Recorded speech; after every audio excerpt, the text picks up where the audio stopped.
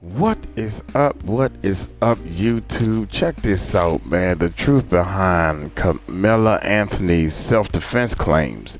Now, I'm gonna tell you what I think about these self-defense claims. Alright, check this out, man.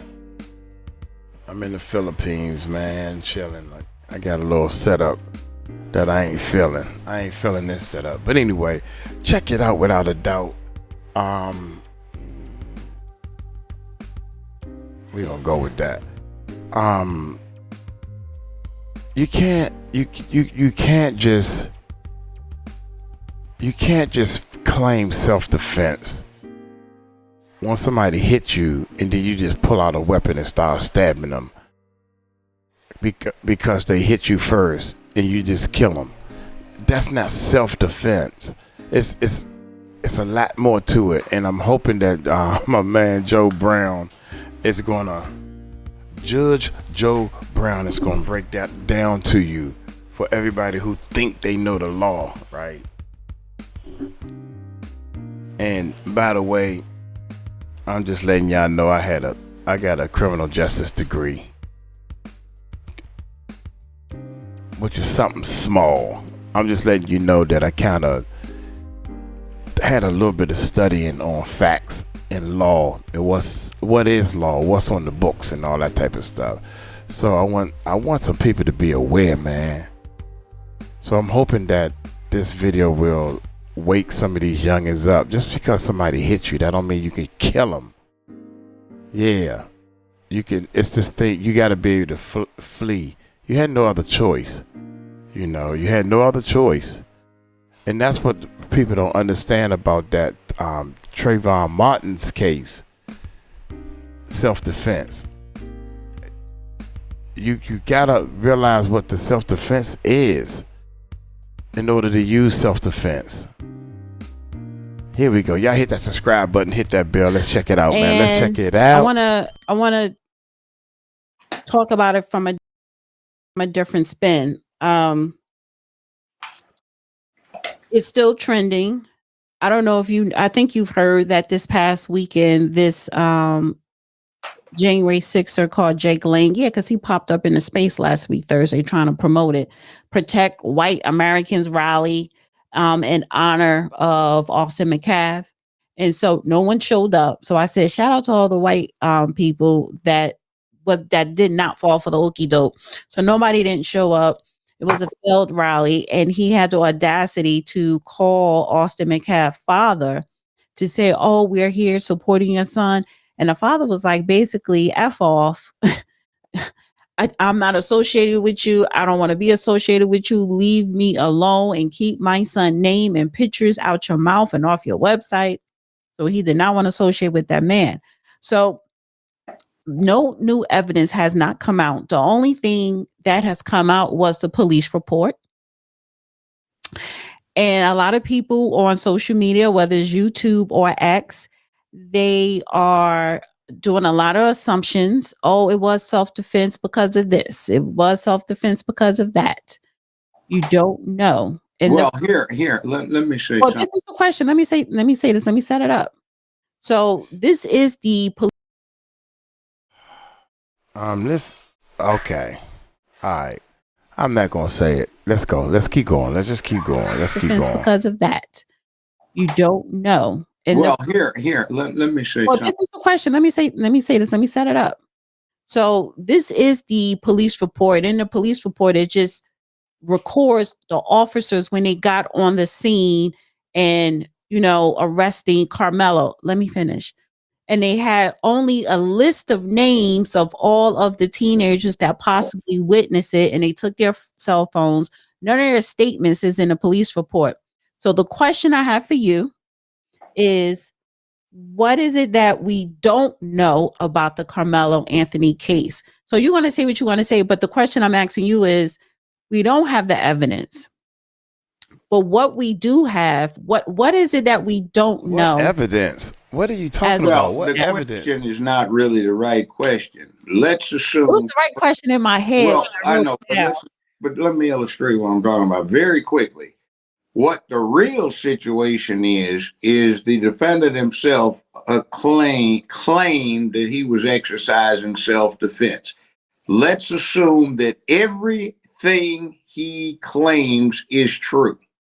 The problem is under the laws that exist now, unless a jury engages in jury nullification, if everything he says is true, the question becomes a legal one, a technical one. Under all of those circumstances, was he entitled to engage in self-defense by use of deadly force? So, in other words, let's assume everything he says is valid. Everything he claims gets backed up by the witnesses and evidence. The issue boils down to, would that enable him to have a reasonable belief that he was going to die or was going to suffer life-threatening injuries? Because in layman's terms, that's the only thing that justifies the use of deadly force. He claims, people are claiming on his behalf that these were two size large white guys and they were going to whip him. Just because you get your behind kicked, that's not legally sufficient to justify the use of lethal or deadly force unless you're likely to be killed in the process. Not possible, not remote, but likely. In other words, likely is determined by what the reasonable man would do. The reasonable man is 12 people on a jury. That's what reasonable man means under American law. The jury is a single entity. The reasonable person is the 12-person jury. And if they think it was reasonable, fine. If they don't, you got a murder case, homicide case, manslaughter, negligent or reckless homicide, depending upon where you are and what state you're in. So it's something that I've seen a lot, both on the bench as a judge, both as a criminal defense lawyer, and growing up in South Central Los Angeles, which wasn't even called that when I was growing up. And too often what happens is scared people get away with killing too many other people because they claim they were fearful, or they actually were, and they acted with deadly force in a situation that did not merit that, where the deadly force was a great escalation. And one of the things that's bad is our culture right now in the inner city, in some portions of the various barrios, does not deal with what the Spartan mothers used to teach their sons. Son, come back with your shield or on it. In other words, you are a warrior. You honor your family by acting as a warrior with the ethos of a warrior. Our boys are being raised to be scared. They are raised to be emotional. They are raised to think that they can go take somebody's life because they are offended, or they may get bruised and battered. Bruised and battered is not sufficient, because we have boxing matches, we have wrestling matches, we have full contact martial arts, we have football, we have rugby, we have all of these sports where people get routinely battered, bruised, and bloodied, just as bad, much worse generally, than what would happen in your typical old-time fist fight. So when somebody is going out there and spending all of their time watching sports on television, watching the prize fights, watching the cage fights, watching the wrestling matches, though they tend to be a bit fake, and watching all of the other full contact sports, it seems incongruous for somebody to say, I was afraid of getting done less badly physically in these athletes that I glorify in a fist fight, so I became terrified and I shot this guy or I stabbed this guy. Now, the thing is going out, he didn't intend to kill him, but he used deadly force. So this resolves not whether somebody intended to kill, but whether somebody intended to use a deadly instrument. And the statutes, the common law, do not differentiate between one deadly instrument and another. For example, I said this the last time on the X space, but some people didn't get it. Stabbing somebody in the chest with a knife, did you intentionally stab them? That's all that goes into the equation, not whether you intended to kill. Why? Because the issue is deadly force, the use thereof. And let us take the same thing with deadly force carried to another different thing, degree, but it's still the same. Let's say you pull out a 1911 45 auto and shoot the guy right in the chest. Bam! All right, you shot him with a 45 in the chest. You use deadly force. You take a knife and you stab him in the chest. You use deadly force. Does anybody sit there and ask the question, well, did he intend to kill him when he shot him dead center in the chest with a 45 auto and hit him where he was aiming? It doesn't make any difference. You pull the trigger and you intend the possible consequences of pulling the trigger. It's the same with the knife. You stab somebody, you are presumed to intend the consequences of the stab. And the question comes in, were you entitled under the situation to defend yourself by use of deadly force? And all of this other stuff about the circumstances around and about it, that becomes the burden of the person who is that becomes a burden that must be established by the person that's claiming this affirmative defense to a crime. If you kill somebody, it's a crime. But under certain circumstances, it may be justifiable, and it becomes justifiable homicide. The crime of the homicide becomes excused and justified if you had a right to self-defense.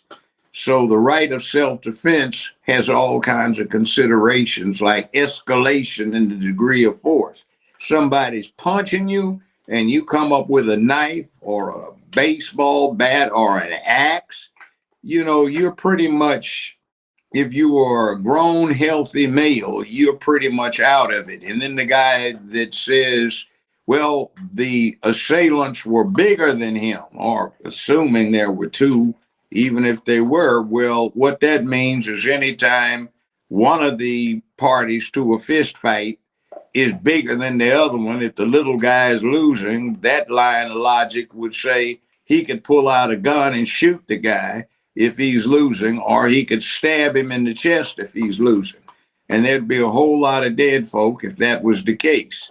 So what usually happens is you have a right to stand your ground. Damn near every state in the union had stand your ground as part of its law until a very few, just a handful in New England and a couple of other places decided to say you had to try to run. And if you couldn't run away, then you could use self-defense. But in this case, when you are in a fist fight and you're losing, get on up, leave. Stop. That's your option. But in this case, somebody stabbed somebody in the chest, and we have this question of whether that was justified under the circumstances, and all of the woke folks say it is. Now, for purposes of this discussion, and I'll leave it at that, what I am hearing from these woke folk, what I heard on that X space we conducted last week, is exactly what you get from the DEI logic, diversity, equity, and inclusion, and the CRT critical race theory, which is you set somebody up as a chronic victim, impose in their mind the victim's mentality, so everybody's dumping on them. And that's supposed to justify some kind of retaliatory attitude where you take any excuse and you go kill one of them. And that's just the wrong way to think about stuff. Mm-hmm. Well, so basically you kind of did answer the question. What we don't know about the That man Carmelo was all Anthony, over the place, to because the be honest. police report is just a timeline of what the police did when they arrived, and the suspect or whatever. It's like a timeline of events, but not exactly what happened. But there is a paragraph here that says, um, the victim, Austin, and the suspect, who was later identified as Carmelo Anthony, was from Centennial High School and was visiting and was sitting under the Memorial High School tent. Austin had told Anthony that he needed to move out from under their team's tent, and Anthony grabbed his bag, opened it, and reached inside and proceeded to tell Austin, "Touch me and see what happens." No one really thought Anthony really had any weapons in his bag, and Austin proceeded to touch Anthony, and then Anthony told Austin to punch him and see what happens. A short time later, Austin grabbed Anthony to tell him to move, and Anthony pulled out what, and they blurred out the person name, recalled as a black knife, and stabbed Austin once in the chest and then ran away. Austin began grabbing his chest and telling everyone to get help. Such and such advised he did not know Anthony's name, but stated another Memorial Track member, such and such, was friends with Anthony and he could identify Anthony. Such and such described Anthony as a black male, skinny, with possible a something, short, puffy hair, wearing Centennial High School clothing. This concluded my contact with such and such. So this was one of the people who they, asked, I guess, what happened. And upon my arrival, they're filling out their reports and stuff like that. And they have a list of people names and said they took their cell phones. Yeah, like here. And Let me say this. As I said, enough's in the record to evoke the defendant's claim of, and his lawyer says this, that the defendant was engaging in self-defense. That makes everything else kind of go by the wayside, except for whether or not it either sustains or defeats the necessity of him showing that he had a reasonable belief that he was about to die or suffer life-threatening injuries if he did not use deadly force. That's what it amounts to. Was he about to die, or was he about to suffer life-threatening injuries? Now, all of the rest of it doesn't make any difference, because the jury's going to have to find that that was the case. Otherwise, his use of deadly force was not justified, even if he otherwise had a right to self-defense, which he did. So the question becomes even more complicated in one sense. Like, did he even get hit a blow? If he got just hands put on him, that's one thing. That's certainly somebody grabs you, unless there's something else, like the person telling you, "I'm going to kill you. I'm going to do this to you. I'm going to hurt you badly." And under the circumstances, you perhaps have some familiarity with the assailant's history. And that might be taken in the context of, I'm going to die if I don't use deadly force, or I might be hurt so bad that I'll almost be dead, or I could be in jeopardy of, being sent to the hospital and being in critical care. Now, that's, even from what the defendant's lawyer has been contending, I don't see that. But he's presumed innocent until proven guilty. My concern of, being sent to the hospital and being in critical care. Now, that's, even from what the defendant's lawyer has been contending, I don't see that. But he's presumed innocent until proven guilty. My concern, since to me, this is a completely routine case, and as far as homicides go, it's like shoplifting to theft. You get a whole lot of shoplifting cases in the criminal justice system. You get a whole lot of these fright-driven, fear-driven homicides. And I don't like the idea, because forget the fact that you had somebody who is white and died. Let's just say the problem is 19 out of every 20 times something comes up like this, the surviving person claiming self-defense and the dead person are all of the same ethnic group. And this is what drives so many homicides in our community. That is fear. Nobody can engage in duke it out man on man, because some clown is likely to go kill you because he's about to piss his pants scared. Well, let me read this. Let me read this chat real quick. Yeah, see, I mean, it's bad, and a lot of people don't get it. And I know folk don't like me saying this, but I don't care. It's just, let me read this. Let me read this. It says, if thank you, amazing disgrace. He says, if that's grounds for self-defense, everyone else will have to live with at that as the standard for self-defense through precedent. Yeah, it is. It's the universal standard. It's been that way for quite a long time.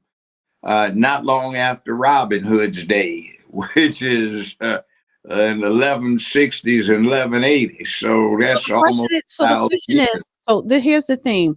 It's just one statement in a police report of someone trying to recount what happened. But other than that, there's no new evidence, no motive there's no new evidence. You only have the police report, right? And a lot of public speculation. So what is it that it doesn't make any difference? No, the question I'm saying, what is it that we don't know because we're not going to know? We're not. I'm talking about legally. I mean, legally, it doesn't make any difference. The thing is firmed up. The defense, his lawyer, the defendant himself, is that he engaged in self-defense. The only issue that comes up is, was the use of deadly force justified? And in order to justify it, you have to show that the defendant was likely to have been killed or suffered life-threatening injuries. So this is the question I'm asking when it comes to a lot of people are assuming this and assuming that. So when I say, what is it that we don't know? You as a legal expert would say, you don't know if such and such happened, or we don't know if there aren't there like these legal No, this one is who cares? Who cares? You're not listening. You're trying to make something out of nothing. Who cares? What Joe Brown is saying is, the facts is, you have to prove that the only way of getting out was using deadly force. Using a knife or using a gun is deadly force. I had to use deadly force to save myself. That's the only thing that this guy have to do. And I don't think he gonna be able to do that. All you had to do is leave the tent. You ain't that the only way you had out was to use deadly force? No. You had another alternative. You could have got your tail up and left. A slam dunk. If such and such happened, or we don't know if like there aren't there like these legal No, this one is a slam dunk. Either he was in jeopardy of dying or getting life-threatening injuries, or he was not. Okay. And everything else doesn't matter. Doesn't matter. Just those. That's okay. He had a right to self-defense. The problem was, did that right of self-defense extend to using deadly force? All about race and apparently all of that. Austin black friends saying he's not a racist, and all this else. Okay. Totally irrelevant. Mm-hmm. See, it's an affirmative defense. Ordinarily, when you have a defense, it's I didn't do it or what happened is not what you claiming happened. But in this case, the defendant is saying, I admit I did it. I administered the fatal wound, but I am claiming a matter of right. So that matter of right only lays if he was likely to have been killed or suffered death or life-threatening injuries if he had not. So those are the only issue. That's the only issue that is going to be out there. All of the evidence goes to establishing that. He's already admitted. His lawyer reconfirmed that he did it. He stabbed the man in the chest, but he claims justification. So all of the rest of that, you know. So the only two things here, say that again for everybody in the room. The only things that count, well, okay, one, he had a right to self-defense, no question. But as to using deadly force, he has to show that he had a reasonable belief that he was going to die or suffer life-threatening injuries if he had not used deadly force against the deceased. That's it. Okay. Now, one more thing about the Carmelo Anthony case. Now, the Fresco police is investigating after the families, the McCaffs and the Anthony families, are being harassed with swatting calls. So it says the families of Austin McCaff and Carmelo Anthony are facing unrelenting harassment that's putting their safety and the safety of their neighbors at risk. Twice since the 17-year-old high school student Austin McCaff was killed, Fresco police officers have been sent to his mother's and father's home because of prank 911 calls. He would not go on camera, but Austin's father, Jeff McCaff, told CBS News Texas that he's worried someone will get injured or killed by what's happening in his neighborhood. Images and video show what happened outside of Jeff McCaff's home in Fresco on Thursday. SWAT officers with guns drawn responded to a 911 that no one inside had made. What happens is, look, what this swatting is about is some punk calls up and says, I'm at this address, somebody's trying to kill me, they're armed people, so police show up ready to go and deal heavily because they think there are armed parties on the scene. Or somebody calls up and says, people in the house, they're armed and they're threatening folk with a gun and they're saying they're going to shoot somebody. So SWAT team shows up ready to go. And if somebody makes the slightest wrong movement, it's likely to all go south and somebody's dying or there's some shots fired and it's a mess. See, that's a punk play. That's another punk play. Now, of the people doing these prank calls? Prank calls. That is straight up punk. Yeah, like leave it. He said that's a punk play. That's another punk play. What's the first punk play? Aha. I'm just gonna leave it at that. Aha. Here we go. Your manhood is questionable. So it's punk. So as we all know, last week Thursday, the mother of Carmelo Anthony revealed that her husband had to take a leave from his job because of harassment targeting his employer, and also Jeff McCaff, he had to leave his job as well. So everyone involved, it says everyone involved in investigation, from the police to attorneys and the courts to our address and my husband's previous employee's address, has been put on all social media platforms. So this thing it's getting out of hand. It's a damn shame, because the reality is this is one of the most common kind of cases in the criminal justice system. Mm-hmm. White folks shoot black folk shoot white folk, or stab white folk, or white folks stab black folk. Hispanic folks still stab or shoot black folk, and vice versa, and it goes on at great length. So I fault the mainstream media for hyping this stuff because it dovetails in with some politics right now. And it is absolutely crazy. It is to the benefit of the Democratic Party to get the black community riled up.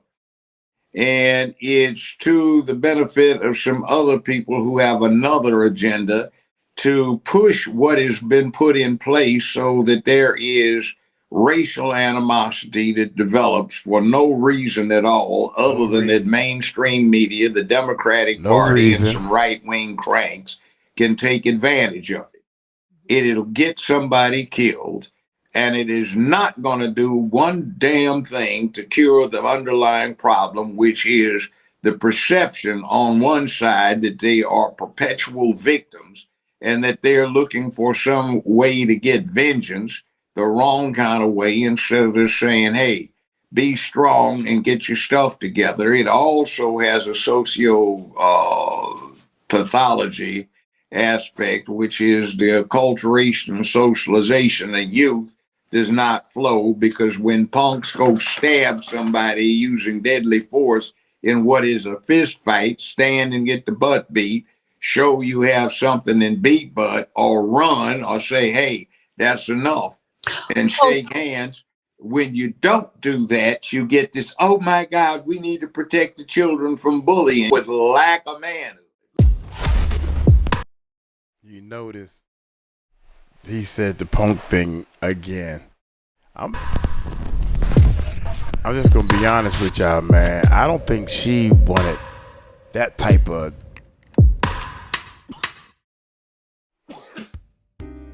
I really don't think she wanted that type of answer from him, from Joe. But Joe is laying it right on the line. I'll tell y'all, man, and I wish I was wrong, but this little guy, you cannot pick a fight. He picked that fight. Oh yeah, touch me and see what happened. Okay, I touch you. Oh yeah, hit me and see what happened. Hit me, see what happens. Hit me. Those two things right there is major. That's number one. Number two is, you could have just left. I hate to tell you this, cuz, but you at the wrong tent. Oh, my bad, cuz, my bad. And if you would have left, they would have hazed you. Yeah, get your little side tail. Get to your own tent. You ain't part of our crew. Get away from here. They a team. They wasn't going to do nothing. They got adults in there somewhere that's going to back them up, man. Come on, bruh. We out here for competition for each other. We ain't out here to beat up on somebody. You came up under our tent, man. We just asked you to leave.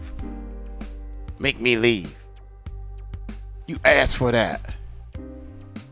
Then you gonna pull out a deadly weapon? This is the problem with not knowing. Well, we're gonna find out. We're gonna find out. And you gotta believe this, man. You gotta understand this also. Just because you got a lawyer, that lawyer knows. That lawyer knows you're gonna lose, and he gonna still take your money. That's his job. I gotta get paid and I gotta feed my kids too. But just because you got a lawyer, it's a team. What, somebody gonna win, somebody gonna lose. So you think about it now. You would imagine this. You got all these tents, different people are setting up for a track meet, right? It starts raining. One little boy goes run to get out of the rain, I'm assuming, or he runs to the wrong tent. Get out of our tent. All you had to do is leave. You could have left. And it would have been no violence or anything. The kids would have, what, they was going to chase you all the way to your tent and try to kill you? You had no other choice but to use deadly force. When you could have just stood with it, man, we're going to fight each other. You at somebody else's tent, and it's 10 of them, or 20 of them, or 30 of them. No adults around? You mean to tell me they was going to beat you up so bad that you was going to have, because there's no adults around. it got to be a coach or somebody in that, even in football or basketball, there's a coach somewhere. I don't know, man. I want to stay on this. I'm gonna stay on this and see, because I would love to learn something. But I know one thing: girlfriend was not happy with Joe Bryant. Is that her? It must be his niece, a niece or aunt or something. That's your cousin. Who? She is related to Joe, in trying to use Joe for views and subscribers, I think. But she's not. You gotta listen. Look at the law. Don't put your opinion in it. Just look at the law, man. I'm gonna get on up out of here. Y'all please let me know what y'all think, man. Don't get me wrong. I'm pissed off over this whole situation, man. But why do you have a knife in your bag anyway at